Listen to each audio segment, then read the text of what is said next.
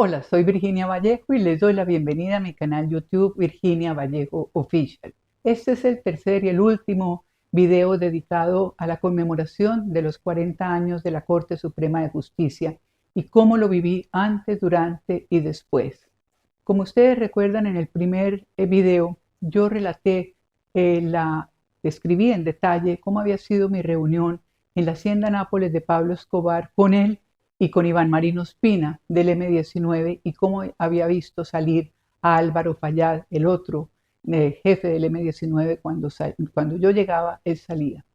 También la muerte de Iván Marino Ospina, 12, 15 días después de aquella reunión, y las palabras que me dijo al despedirse era que no hablara jamás de eso porque aquellos hombres lo estaba siguiendo todo el tiempo el ejército y que cualquier sospecha de una reunión con un jefe guerrillero podía llevar a que me detuvieran y me torturaran. Y me describió cómo eran las torturas en caso de que alguien caía en manos del ejército, cualquier cosa relacionado con el M-19. Entonces, por eso nunca hablé de aquella reunión hasta que publiqué mi nuevo libro, mi primer libro, Amando a Pablo, Odiando a Escobar. Esta es la nueva portada que se vende ahora en Amazon y que lo vende Random House en Estados Unidos y Planeta en Latinoamérica, aunque está prohibido, como todos mis libros.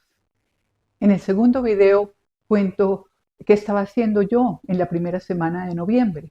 Estaba trabajando para radio y cubriendo el reinado nacional de belleza y junto con una compañera y describo todo lo que es un reinado y luego cuando aquel clamor, cuando la gente grita que el M-19 ha tomado el Palacio de Justicia y tiene adentro a los magistrados, los tiene como rehenes junto con 300 personas entre empleados y visitantes.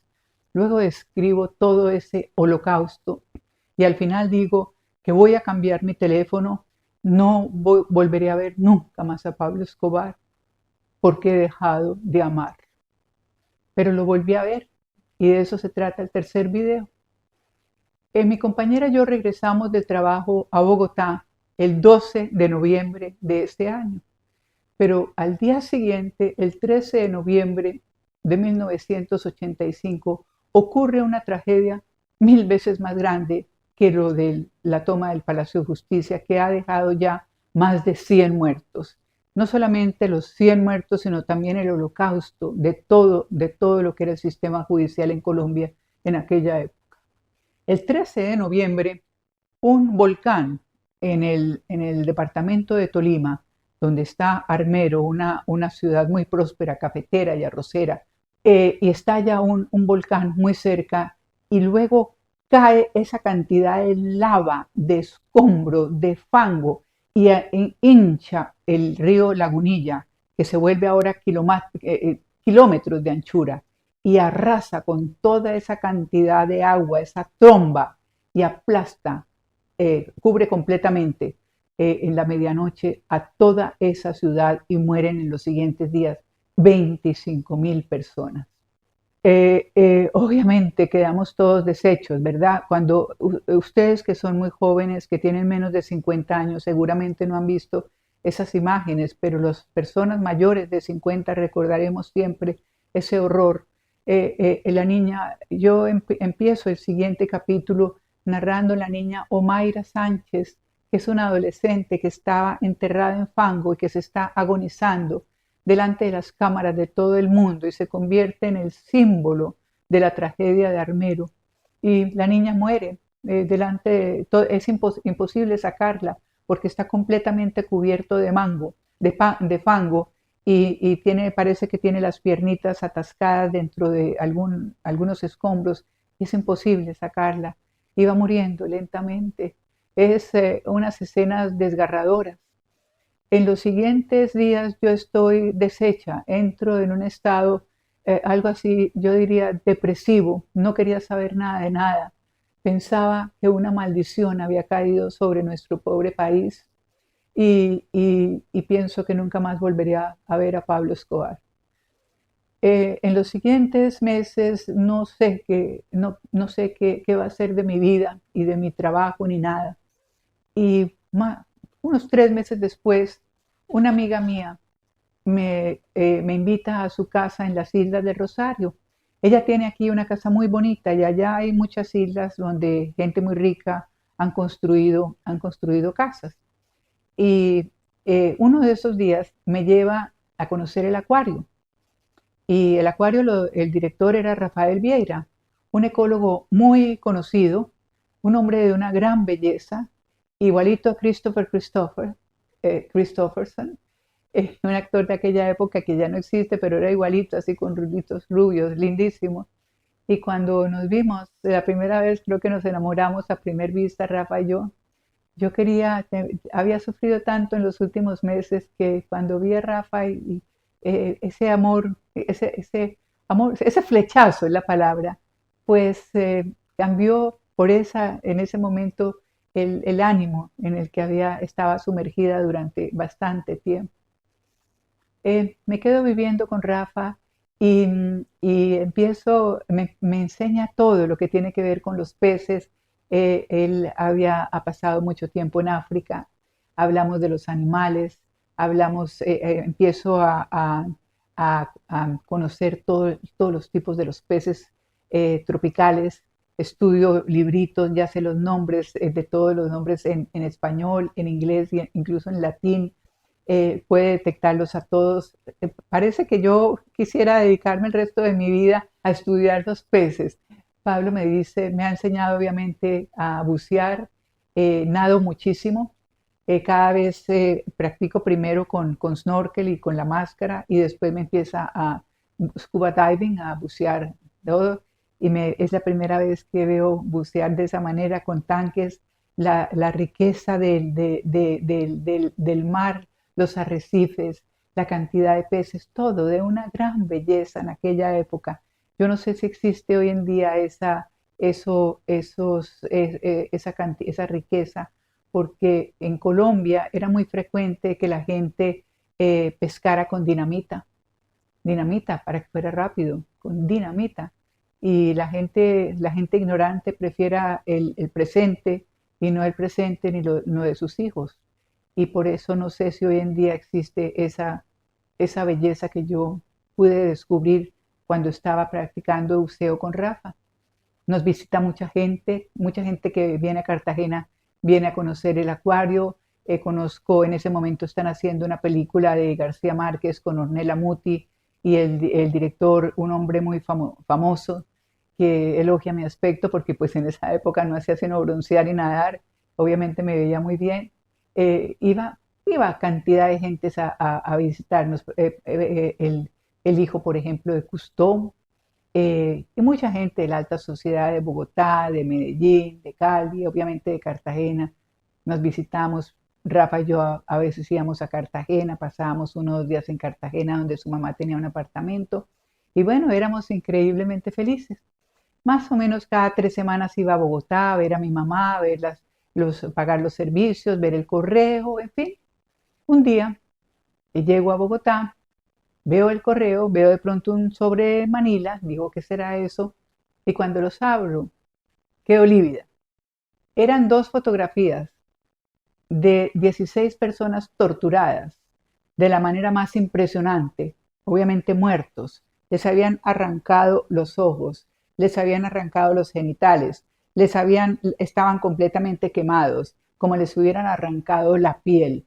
Era la cosa más dantesca que uno puede ver en su vida como fotografías, después de las fotografías de la violencia que vi cuando yo tenía 20 años. Nunca he visto una cosa más monstruosa, pero lo más terrible era una carta que venía al lado. La persona que había tomado esas fotografías o la persona que me los mandó decía, todo eso que usted está viendo fue culpa de Pablo Escobar, su novio. Él fue el que ordenó matar a todos los jefes guerrilleros para no pagarle el segundo $1.000.000. Mire todo lo que le hicieron a esas personas por culpa de su novio y por culpa del mexicano, y le vamos a hacer a usted exactamente lo mismo. Espera y verá, le vamos a hacer lo mismo que le hicimos a esas personas de las fotografías. Durante 2 horas quedo llorando pensando qué va a hacer de mí. No he vuelto a ver no lo he visto a ver desde la reunión con Iván Marino Espina en Nápoles en agosto del año anterior. es decir, prácticamente un año. Hemos hablado por teléfono después eso y me había dicho después que se iba para Centroamérica. Y, y me pongo a pensar qué voy a hacer. Entonces, me acuerdo que hacía unas semanas una persona de Antioquia me había ofrecido un diamante gigantesco de 70 quilates para que yo se lo ofreciera a Gustavo Gaviria, el socio y el primo de Pablo que coleccionaba diamantes grandes. Y me había dicho, Virginia, ¿por qué no se lo ofreces a Gustavo?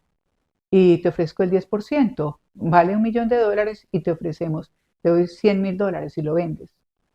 Me acuerdo de eso y decido que se lo voy a ofrecer a Gustavo.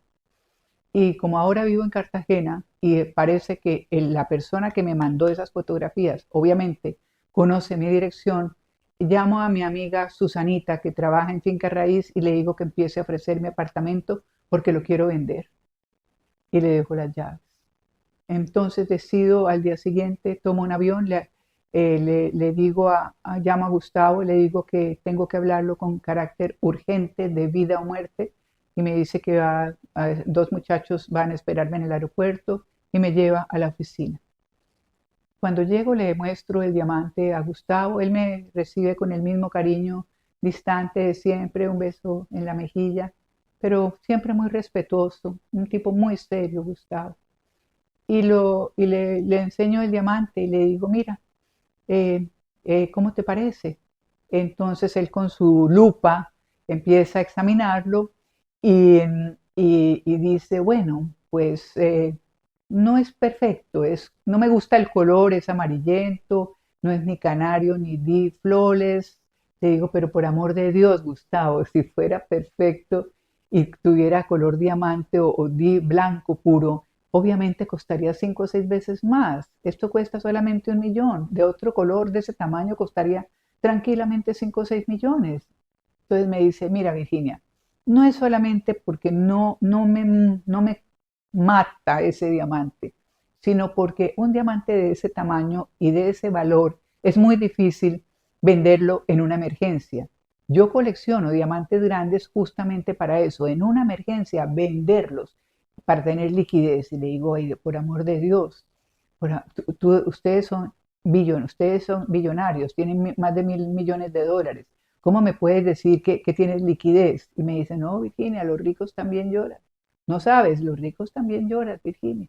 En el momento en que estamos en esta discusión del diamante, alguien toca la puerta, pero entra directamente sin pedir permiso y es nada más y nada menos que Pablo. Entra así como una tromba y dice, ay, pero miren a la sirenita, miren qué bronceado, ¿a qué debemos el honor?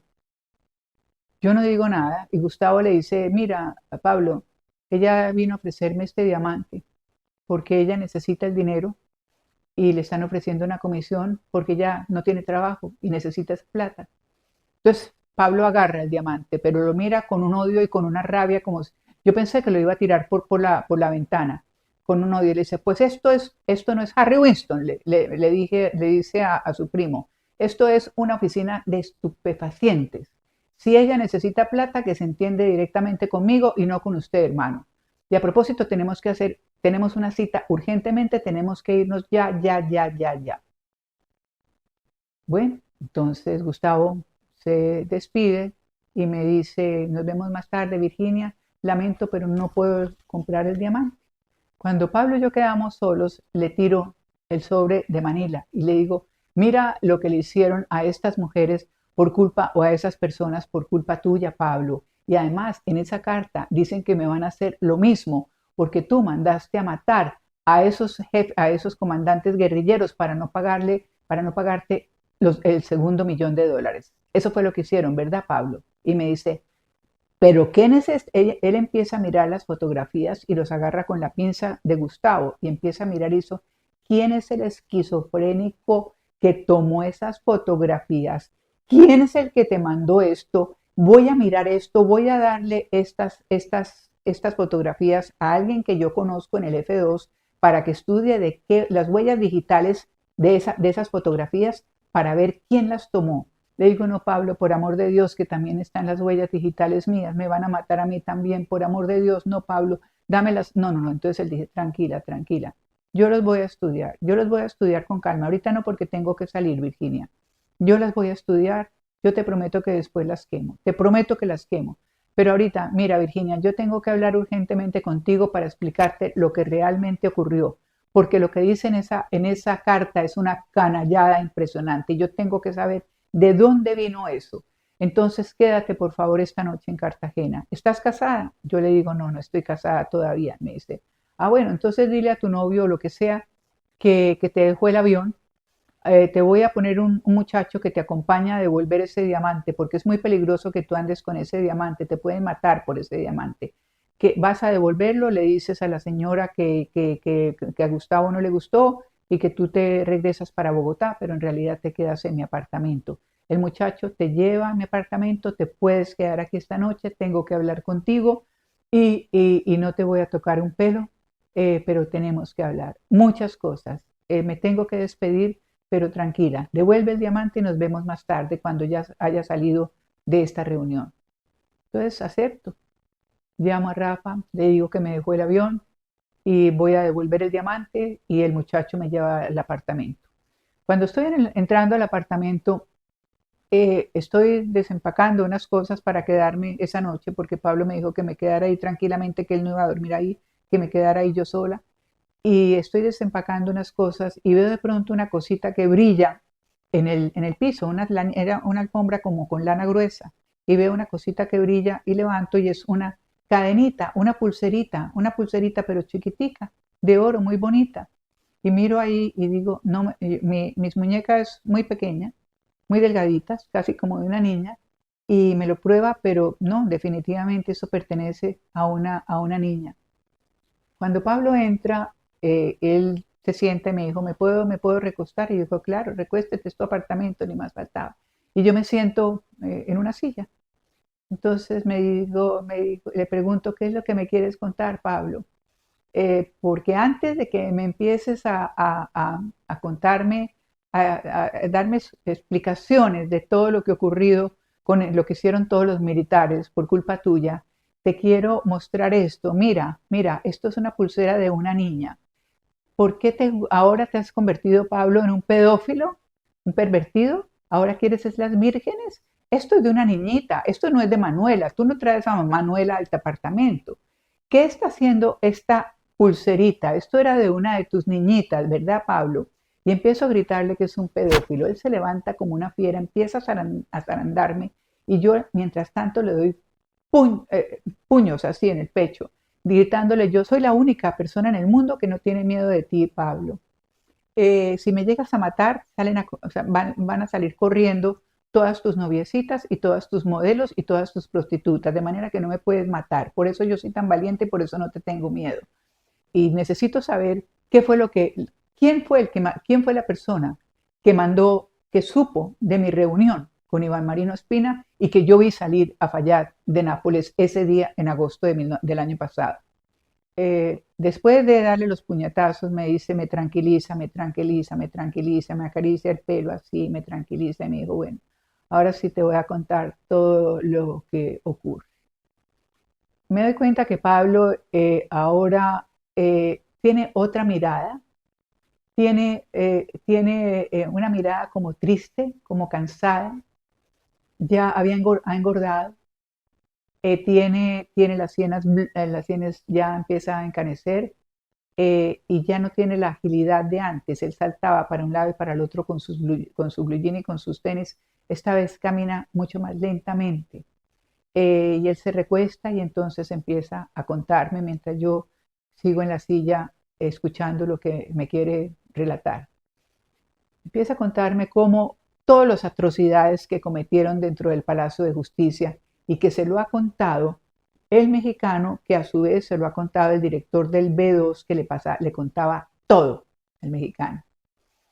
¿Cómo fue, por ejemplo, que la secretaria de un magistrado que está en un hospital con quemaduras de 5 grados, se lo llevan los militares y se la llevan arrastrada de un hospital delante del director de quemados del hospital? Se la llevan arrastrada a un cuartel y literalmente la desollan delante, le arrancan literalmente la piel a jirones. No sé si era, le pregunto si de pronto es una de las personas que están en esas fotografías. Me dice que no, que justamente va a ver, que quiere ver, yo quiero ver, examinar si los rostros de esas personas, lo que queda de eso después del ácido sulfúrico, son los famosos, las personas que se llevaron lo que después se convertirían en los desaparecidos del Palacio de Justicia. Me dice que va a mirar, va a comparar con las personas que han aparecido en los periódicos de los desaparecidos, las personas que se llevaron para un cuartel en Usaquén y que nunca volvieron a saber de ellos. Entonces seguimos hablando. Me cuenta también cómo a mujer embarazada, cómo la han torturado de una manera impresionante después de dar a luz, la torturan después, luego a otra la arrojan en el basurero de Mondoñedo, como lo que hicieron a los hombres, las violaciones, las torturas. Empieza a describirme todo eso y me dice que él jamás estuvo detrás de eso, que fue una decisión de los militares y que no tiene nada que ver ni con él ni con Gonzalo Rodríguez.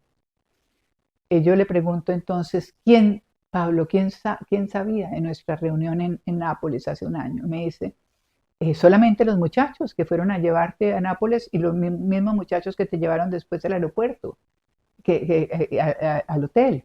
Solamente esos dos hombres. Le digo, no, Pablo, alguien dentro de tu grupo, alguien, esos sicarios que tú tienes ahora, alguno de esos tipos le contó a alguna de tus noviecitas de paso que se lo contó a los militares y luego me mandaron a mí esa carta. Por eso puse a la venta mi apartamento, para poder vivir tranquilamente en Cartagena con Rafael.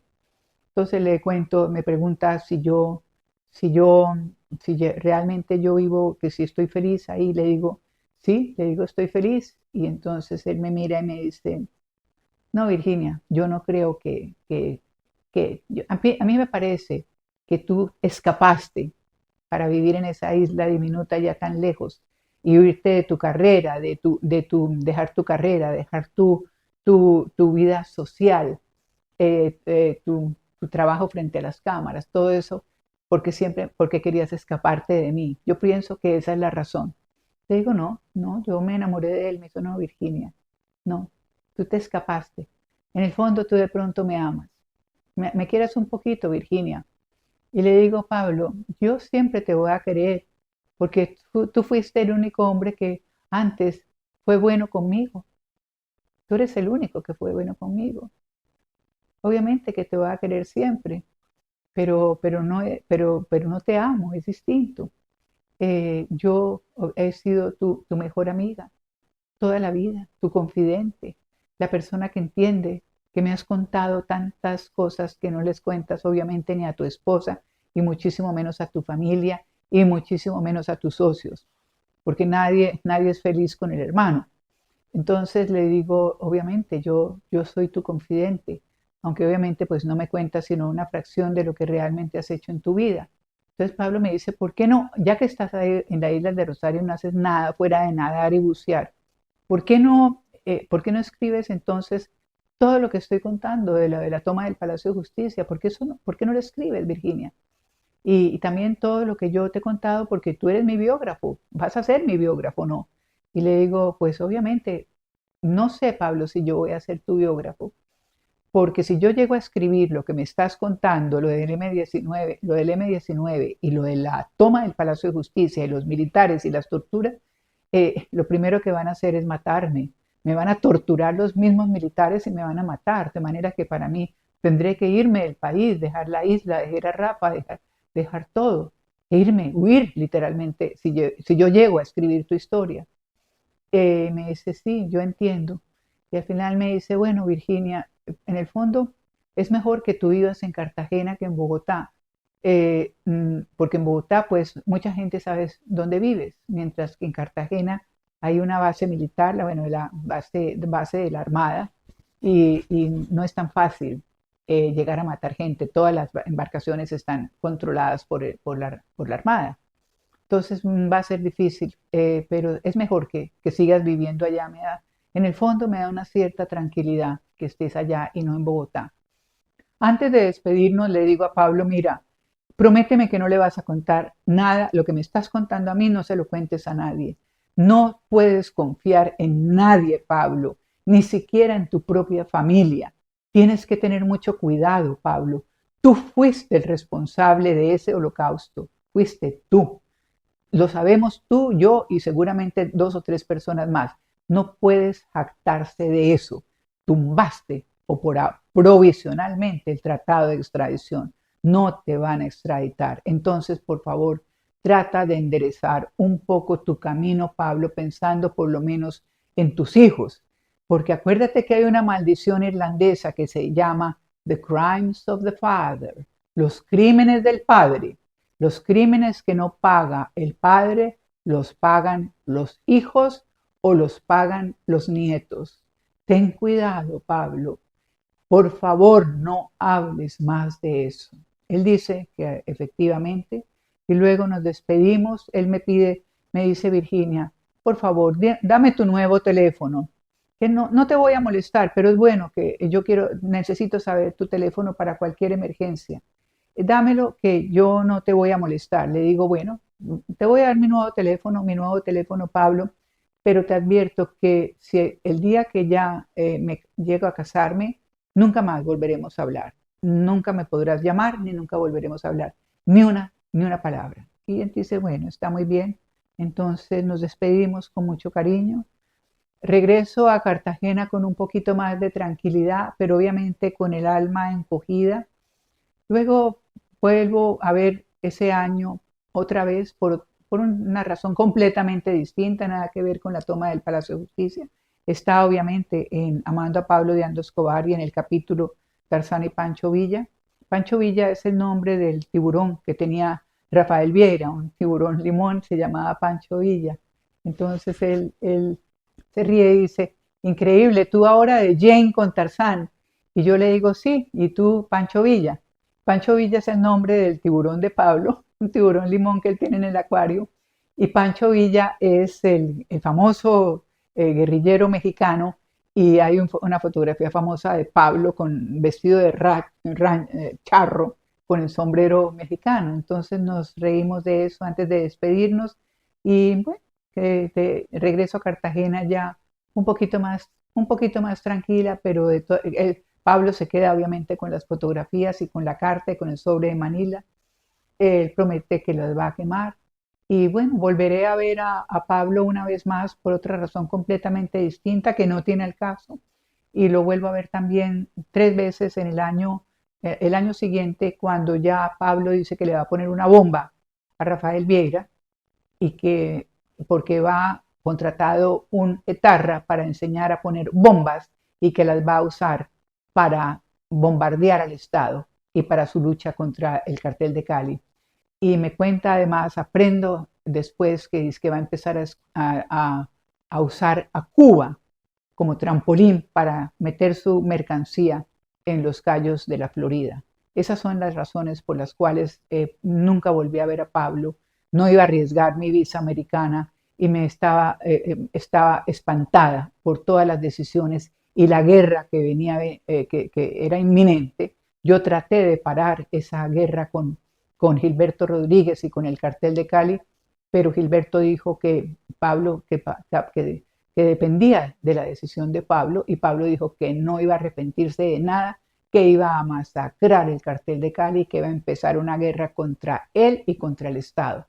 Es la razón por la que dejé a Pablo para siempre espantada, aterrada, y nunca lo volví a ver.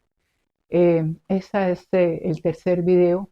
Ojalá que ustedes puedan entender todos los actores en aquel conflicto tan aterrador, las razones de cada uno, las razones de Pablo, las razones del M-19, las razones de Belisario Betancur, las razones del ejército, de todo eso, para que puedan entender lo que realmente ocurrió en aquellos meses, a finales de 1985.